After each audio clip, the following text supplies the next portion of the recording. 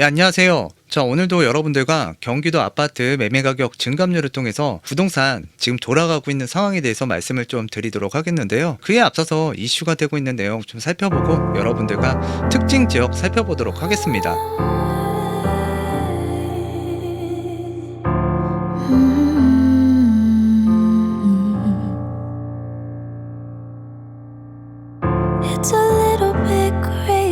자, 첫 번째 뉴스는요.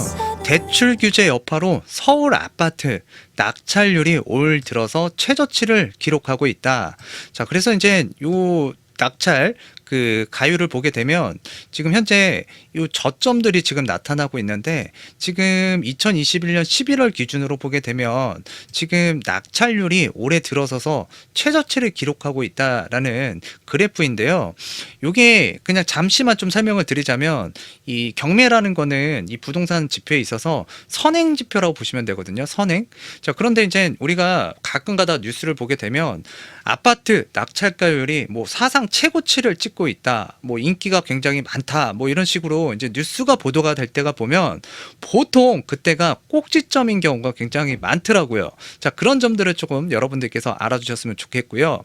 자, 그리고 지금과 같이 뭐 낙찰률이 올해 들어서 최저치를 찍고 있다라고 뉴스가 나오게 되면 이때부터는 자, 여러분들께서 좀 주의 깊게 보실 필요도 분명히 있습니다. 자, 이럴 때가 오히려 좀 시장에서는 좀 반등을 하고 좀 상승하는 쪽으로 터닝 포인트라고 하죠. 자, 그 터닝 포인트가 될 수 있는 시점이기 때문에 자, 이때부터 더욱더 집중해서 시장을 관찰할 필요가 있다. 자, 그리고 이제 제가 최근에도 뭐 손품이든 발품이든 또는 뭐 아는 안테나를 이용해서 이 기품을 팔게 되면 최근에 좀 물건들이 가격이 눌려서 좀 괜찮은 가격대에 나오는 그 재개발이나 또는 일반 아파트 단지들이 있거든요. 자, 그래서 그런 아파트 단지들을 좀 여러분들께서 좀 눈여겨 보신다 그러면 지금 당장 뭐 내가 집을 사야 된다, 또는 지금 집을 또 갈아타야 되는 상황들이 있잖아요. 자, 그런 분들 같은 경우에는 지금이 좀 한번 주의 깊게 관심 있게 좀 살펴봐야 되는 시점이 아닐까. 그리고 지금 예전부터 조금 최근 말씀을 드렸지만 지금 뭔가 인위적으로 거래가 되는 부분을 좀 눌러주는 성향들이 지금 분위기가 연출되고 있는데, 이거 한번 언젠가는 폭발한다라고 제가 말씀을 드렸어요. 그게 아마도 내년 상반기가 되지 않을까 그런 생각이 좀 드는데요. 좀 늦으면 임대차 3법이 지금 7월 31일 넘어가게 되면 이제 계약갱신 청구권 사용했던 분들이 이제 집을 또 얻어야 되거든요. 자, 그래서 이제 8월 달부터가 아니라 한 6월 달 전후로 해서 좀 뒤늦게는 그때부터 시장이 뭔가 크게 변동성이 있지 않을까라고 이제 조심스럽게 예측이 되는데, 지금 하여튼 이 경매에 이 선행 지표라고 하는 것들이 오히려 이제 최고치를 찍고 있다라고 할 때는 좀 주의하실 필요가 있고, 또 이제 선행 지표지만 이렇게 최저치를 지금 나타내고 있다라고 할 때가 여러분들께서 더욱더 이 관심을 가져야 되는 시점이라는 점을 말씀을 드리면서 다음 뉴스 한번 보도록 하겠고요. 두 번째 뉴스는요. 뭐 종종 제가 계속 말씀을 드렸고, 뭐 재개발 전문으로 제가 좀 말씀을 많이 드렸잖아요. 지난 한 3, 4년 동안. 그리고 이제 재건축과 관련해서도 말씀을 많이 드렸고, 또 이제 재건축이 될 만한 아파트 단지들 언급을 많이 드렸는데, 그런 아파트 단지들 뭐 옛날 동영상을 보게 되면 진짜 많이 올라갔어요. 자, 그리고 나서 이제 최근에도 뭐 한 2년 전서부터도 이 재건축에 대한 리모델링, 뭐 최근에도 몇 번 말씀을 드렸죠. 이 리모델링 아파트 지금 사업이 추진될 만한 것들을 좀 찾아봐야 된다라고 말씀을 드렸는데, 지금 점차적으로 이 리모델링을 하겠다라는 아파트들이 증가 추세에 있습니다. 그래서 이제 수도권 단지에만 이제 93곳이 뛰어들었다라는 기사가 또 나오고 있는데요. 이제 조만간에 이제 100곳이 될 거라고 이제 예측을 하고 있는 상황이고, 지금 대형 건설사 같은 경우에도 이 리모델링 이 시장을 잡기 위해서 전담 조직을 지금 가동하고 있는 현실이 지금 진행되고 있고요. 자, 그래서 이제 2019년도에 23,935가구였던 것이 2020년도에 43,000가구가 넘었고, 그리고 이제 2021년도에는 67,243가구가 이제 서울 경기 지역에서 리모델링을 추진하고 있다라는 점. 자, 리모델링 쪽으로 이렇게 선회를 하고 또 관심을 가져야 되는 이유가 그 부동산 가격이 최근까지도 많이 올랐고요. 특히 이제 재건축, 재개발 같은 경우에는 정말 외지간한 데 가보시면 정말 비쌉니다. 피가 많이 붙어 있죠. 자, 그런 상황에서 이제 또한 그리고 지금 재개발, 재건축 같은 경우에는 또 규제가 만만치 않게 도사리고 있기 때문에 사실 재건축 같은 경우에는 특히 이 추진하는 데 있어서 굉장히 어려움을 겪고 있습니다. 자, 그러다 보니까 이 리모델링 쪽으로 좀 선회하는 아파트 단지가 많이 있고요. 그리고 이제 사업성이 조금 애매한 용적률이 높은 아파트 단지 같은 경우에는 재건축이 사실상 좀 어렵다고 생각이 되다 보니 이 리모델링 쪽으로 좀 선회하는 경우가 최근 많이 늘어나고 있는 것 같습니다. 아직도 추진될 만한 아파트들 찾아보시면 분명히 있을 거고요.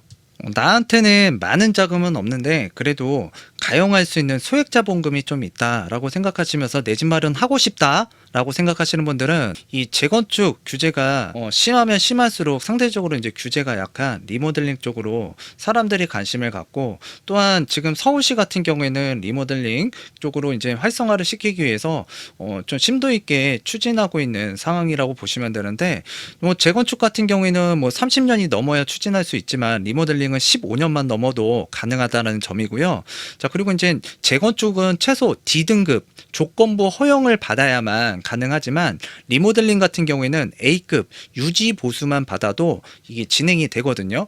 자, 그래서 안전진단 등급에서 차이가 분명히 명확하고요. 또한 초과이익 환수제라든가 또는 조합 설립 인가 이후에 투기과열지구에서도 아파트를 사고 팔 수 있다라는 장점이 있고, 특히 사업성이 애매한 민간 재건축을 추진할 수 없는 노후단지 같은 경우에는 리모델링이 사실상 유일한 대안이 있거든요. 그래서 자금이 부족하신 분들 같은 경우에는 좀 노후단지를 중심으로 해서 앞으로 추진될 만한 것들, 그리고 또 주변에 이제 매매가들을 좀 비교를 해서 좀 상대적으로 좀 저평가가 되어 있다라고 생각되는 아파트들을 좀 발굴을 하셔가지고, 자, 여러분들께서 내 집 마련하신다면 지금 인플레이션, 물가 상승률 뭐 장난 아니잖아요. 자, 그에 뛰어넘는 분명한 여러분들에게 향후 미래에 자산을 좀 불려줄 수 있는 대안으로서 좀 되지 않을까라고 판단이 되거든요. 그래서 이런 아파트 단지들을 좀 살펴보시는 것도 나쁘지 않다. 여러분들도 최근 이제 관심 있게 이 리모델링 좀 살펴보다 보면은 길을 가다가 운전을 하고 가다 보면은 그 15년 정도 이상이 된 노후된 아파트 단지들, 자, 용적률은 굉장히 높은 이런 기축 아파트들을 살펴보게 되면 리모델링을 추진하고 있다라는 현수막을 생각보다 좀 많이 보실 거예요. 여러분들도 관심 있게 좀 이렇게 주변을 둘러보시면 이전에는 좀 잘 안 보였던 것들이 보이기 시작할 겁니다. 하나의 물줄기가 이쪽으로 흐르고 있다라는 걸 꼭 명심하셨으면 좋겠고요. 최근에 그 또 다른 뉴스를 보게 되면 잔금 좀 미룹시다. 자, 잔금을 미루자.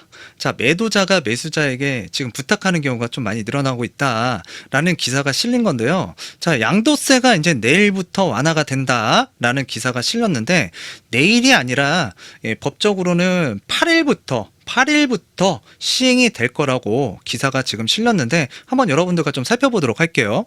집을 팔려는 사람들이 이사비 몇백만 원은 드릴게, 제발 잔금 좀 미루자. 자, 8일부터 기존 9억 원에서 12억 원 상향 조정된 1주택자 양도소득세 비과세 기준이 적용이 된다. 며칠이요? 8일부터입니다. 집을 판 가격이 12억 원보다 작으면 양도세를 안 낸다라는 게 이제 비과세인데요. 지난 2일 관련 법 개정안이 국회를 통과했지만 시행 시점이 불명확해서 시장 혼란을 부추긴다는 지적이 나오자 정부가 행정 절차를 최대한 서두르기로 했다. 법 개정에 따라서 많게는 수천만 원의 양도세를 절약할 수 있게 되자 부동산 시장에서 집을 팔려던 사람이 매수자에게 약속한 잔금 일정을 미루자고 요구하는 사례가 쏟아지고 있다.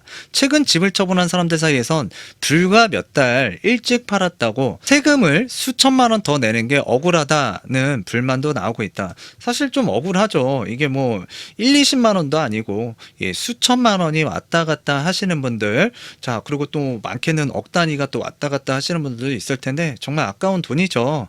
자, 이런 지금 양도세 지금 비과세 기준이 9억에서 이제 12억 원으로 늘어났기 때문에 기존에 계약하셨던 분들 같은 경우에는 8일 이전에 잔금을 치르게 되면 이제 양도세를 내야 되는 상황이고요. 자, 잔금 기준일로 양도세가 부과가 되기 때문에 8일 이후에 잔금을 치르신 분들 같은 경우에는 이 12억 원 미만 주택이다. 그러면 이제 세금을 안 내는 거죠. 자, 그래서 이와 같은 상황들 때문에 지금 웃돈을 조금 더 주는 거예요. 매도자가 잔금 일정을 매수자에게 좀 미뤄달라. 대신에 소정의 약정된 금액을 드리겠다라고 하면서 잔금 일정을 미루는 상황들이 연출이 되고 있는데요. 작년에 7월 말 정부와 여당이 처리한 계약갱신 청구권 2+2 전월세 상한제 5% 이내에서 이제 상한 제한을 두는 거죠. 이 법을 담은 주택임대차법 개정안이 국무회의 의결 당일부터 시행이 됐다라는 점. 법이 바뀌면서 매도자들은 매수인에게 잔금 지급일을 미루자고 요청하고 있다. 자, 양도세 잔금일 기준으로 부과가 되기 때문에 계약을 미리 했더라도 법 시행 이후에 잔금을 받으면 세금을 아낄 수가 있다. 자, 한 공인중개사가요, 9월부터 10월 계약하고 이달 중 잔금을 받기로 했던 매도자 대부분이 잔금 일정 연기를 요구하고 있다며 매수자의 이사비를 지원하거나 따로 수백만 원씩 살해하겠다라는 사람도 있다고 전했다. 이 살해비라는 게 이번 정부에 들어서서 좀 많이 늘어났던 것 같아요. 작년에 그 계약갱신 청구권 2+2 지금 우리 그 홍남기 부총리 같은 경우에도 뉴스가 좀 보도되기도 했었어요. 자, 그런데 이 우리가 이사와 관련해서 집을 지금 명도하는 데 있어서 지금 일정을 두고 사례비라는 게 기존에 없던 그런 관례들이 지금 속속 생겨나고 있는 비정상적인 시장들이 생기고 있는데요. 하여튼 복잡한 내용들이 굉장히 많아진 이 부동산 시장. 중요한 거는 8일부터 시행한다라고 하니까요. 수천만 원이 왔다 갔다 하는 상황이기 때문에 자, 이 매도 매수 지금 상황에 놓이신 분들 같은 경우에는 자, 이 내용 잘 숙지하실 필요가 있겠고요. 자, 그리고 이제 매물이 그러면 이 비과세 기준이 높아지게 되면 이 과연 이 시장에 많이 나올 것인가? 저는 좀 제한적이라고 좀 생각이 들고요. 자, 물론 이전보다는 거래할 수 있는 물건이 일부 나올 수는 있겠지만 다주택자의 양도세까지 일단 손을 봐야만 이 시장에 기존 재고주택 매물이 좀 늘어날 수 있다라고 판단이 되는데, 최근에 그 더불어민주당에서 다주택자 양도세 인하 가능성을 언급하면서 뭔가 시장에 지금 뭔가 한번 던져봤거든요. 분명한 건 여당에서도 다주택자 규제 완화 목소리가 분명히 있다라는 점. 근데 이거는 정치적인 목적 달성을 위한 부분이라고 생각이 드는데요. 내년에 큰 선거가 있잖아요. 자, 그런데 이제 홍남기 경제부총리가 논의된 바가 없다. 추진 계획도 없다라고 하면서 또 선을 긋기도 했는데요. 그리고 고가 기준이 비과세 측면에서 본다 그러면 9억에서 12억 원으로 이제 상향 조정이 되었는데, 2017년도 문재인 정부가 출범할 당시에는 부동산 정책의 고가 주택 기준은 9억 원으로 이제 통일되어 있었지만, 자, 2019년도 12.16 대책 때 주택담보대출을 금지하는 실거래가 15억 원 기준이 생긴 데 이어서 올해는 1주택자 종합부동산세가 공시가격 9억에서 11억 원, 양도세 실거래가입니다. 9억에서 12억 원 감면 요건으로 바뀌었고요. 고가 여부를 판단하는 가격 역시 양도세나 금융권 대출 기준은 시세로 판단하고, 종부세나 재산세 감면 여부는 공시가격 기준이어서 너무 복잡해졌습니다. 자, 이런 것들을 좀 뭔가 개선해야 될 필요가 분명히 있다라고 판단이 되어지는데, 이거 정책을 펼치는 사람들 마음이겠죠. 자, 근데 부동산 정책이 너무 수시로 바뀌다 보니까 고가 주택 기준도 너무 복잡해졌습니다. 지금 반도체 회로보다도 더 복잡하다라는 이야기가 나올 정도인데요. 저도 지금 부동산 사무실을 이렇게 준비하느라 머리가 복잡하기도 한데, 이 부동산 뉴스만 보게 되면 머리가 진짜 정말 어지럽고요. 진절머리가 나는 것 같습니다. 너무 복잡해요.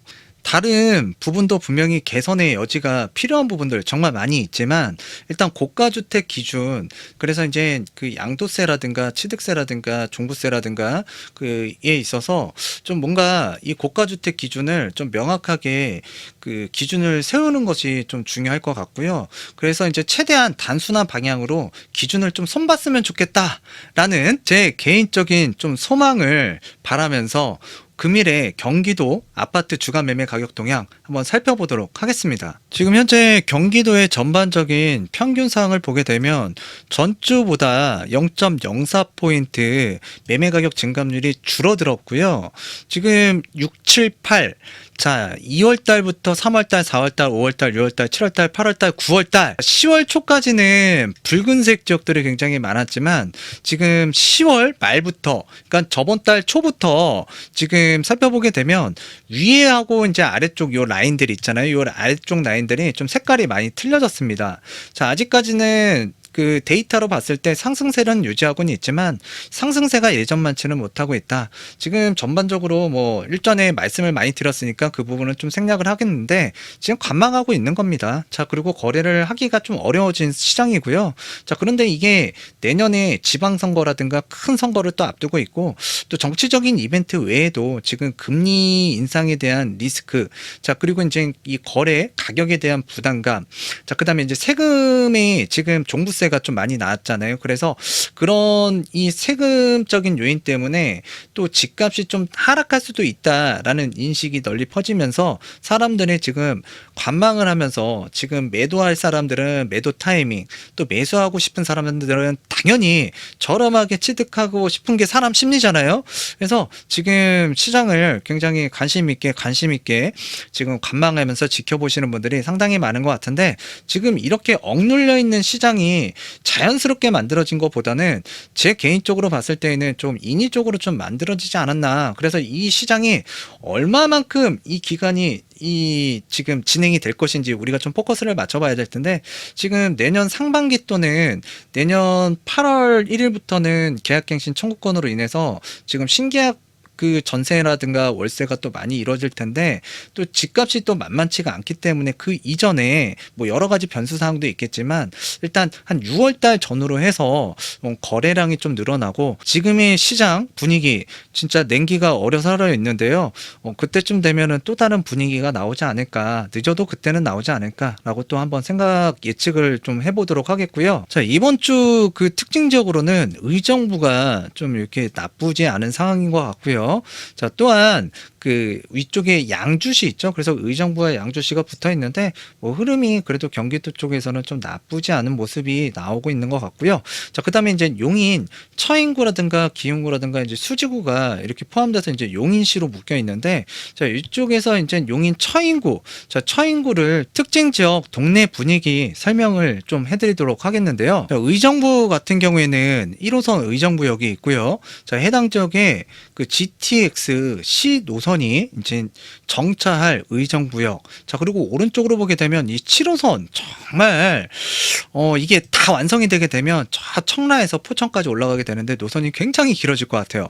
자, 의정부의 GTX C 노선과 그다음에 7호선 요 개발 호재가 있는데요. 향후 이제 서울 접근성이 당연히 노선이 들어서게 되면 좋아질 것으로 이제 꼽히는 지역이고요.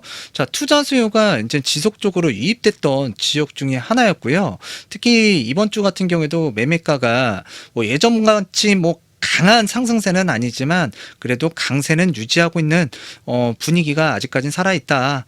자, 그런데 이제 이쪽 해당 지역에서도 전세 안고, 그러니까 우리가 흔히 얘기하는 갭 투자라고 하죠. 자, 갭 투자, 소액으로 투자 가능한 매매가 아파트 가격이 한 3억 원 전후의 단지들, 자, 이런 단지를 중심으로 해서 매매가가 상승세를 유지하고 있는 경기도 의정부 동네 분위기라고 생각하시면 될 것 같고요. 의정부 쪽에 보게 되면 또 이제 재개발이 또 진행되면서 대장 아파트로 꼽힐 만한 단지가 있는데요. 거기 보게 되면 피가 정말 많이 올랐습니다. 그래서 의정부에서도 좀 입지가 좋고 이제 신축이 될 수 있는 그런 재개발 재건축, 자, 이런 물건들을 좀 살펴보게 되면 정말 많이 올랐거든요. 지금 일단 그런 물건을 건드리기에는 시장이 녹록지가 않고 또 그 정도 가격이면은 좀 찾아볼 수 있는 그 가격대의 지역들이 분명히 넓게 포진되어 있기 때문에 좀 더 실수요자라면, 그리고 또 이제 투자, 특히나 이제 요즘에는 실수요도 투자 목적으로 많이 생각을 하잖아요.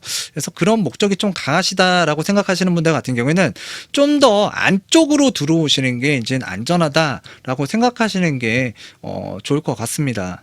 그리고 이제 두 번째로 말씀드릴 지역은 경기도 용인시 처인구라고 보시면 되는데요.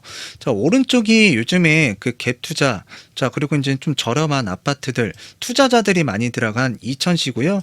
자, 좌측이 이제 동탄 1기 신도시, 2기 신도시가 자리를 잡고 있습니다. 자, 처인구 같은 경우에는 그 섹터로 보게 되면 굉장히 넓은 처인구라고 보시면 되는데, 자, 요 해당 지역 같은 경우에는 뭐 예전 올해 상반기에도 많이 말씀드렸지만 이쪽이 이제 상대적으로 저가의 매물들이 많은 지역이었고요. 또 수요가 해당 지역 내에서만 움직이는 경향도 있고요. 또 인근 아파트들이 매매가도 상승, 그다음에 전세가도 상승을 하다 보니까 이 지역 내 실수요자들 같이 함께 몰리면서 지금 가격이 이전보다는 좀 올라갔거든요. 제가 예전에 말씀드렸죠. 저희 앞집에 있는 거주하시는 분이 이 용인 처인구로 이사 가셨더라고요. 그래서 그쪽으로 왜 뭐가 있어서 이사 가십니까? 라고 물어봤더니 저렴해서 이쪽으로 좀 옮겨간다라고 얘기하셨던 분이 있어요. 자, 그러고 나서 그분들 어떤 단지를 샀을까라고 살펴봤는데 그때 시점에 잘 사셨더라고요. 그러면서도 제가 종종 이 처인구 말씀을 드렸는데, 자, 앞으로도 이 처인구 같은 경우에는 향후 1, 2년 내에 계획된 입주 예정 물량이 그리 많지 않기 때문에 매물 부족 현상은 당분간 지속될 것이다 라고 제가 말씀을 드렸던 지역 중에 하나였습니다. 자, 이번 주 같은 경우에도 이 처인구 전세가가 독보적일 정도로 이 경기도 지역 내에서는 상승세가 굉장히 강한 모습을 나타냈다. 그래서 특징 지역으로서 동네 분위기를 좀 말씀을 드렸고요. 제가 요즘 부동산 중개업을 차리느라 굉장히 분주한데요. 그래서 시간도 많이 부족하기도 하고 또 여러분들한테 자주 업로드를 못 해드리는 점 좀 양해를 해주셨으면 좋겠고, 자, 그리고 이제 자리가 잡는 20일, 이달 20일 이후에는 이전보다는 좀 더 자주, 그리고 영상 내용은 조금 더 업그레이드를 해서 내용이 이전보다는 또는 예전에 여러분들한테 이런 지역들이 좀 좋습니다 라는 내용들을 중심으로 해서 좀 말씀을 좀 상세하게 드리도록 하겠습니다. 자, 하여튼 오늘은 이쯤에서 마치도록 하겠고요. 자, 겨울에 항상 감기 조심하셨으면 좋겠고, 요즘 확진자가 많이 늘어나고 있는데, 자, 여러분들 항상 건강하실 바라겠습니다. 자, 오늘은 이쯤에서 마치도록 할게요. 감사합니다.